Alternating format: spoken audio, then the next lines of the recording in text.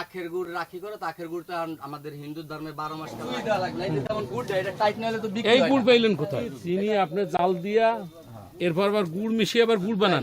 তো টাইট না হলে তো বিক্রি করা যায় না। হ্যাঁ, তা আপনি চিনি দিয়ে বানান এই কেন? গুড় আপনি এইভাবে বিক্রি করলে হাতে না, চিনি অনেকের কাছে খারাপ জিনিস। না, তাহলে আখের চিনি শুধু দানা- আখের হুম।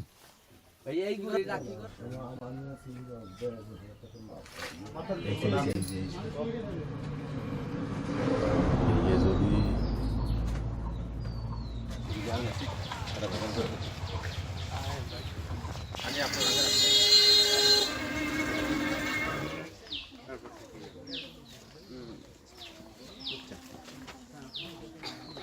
মাথা মারা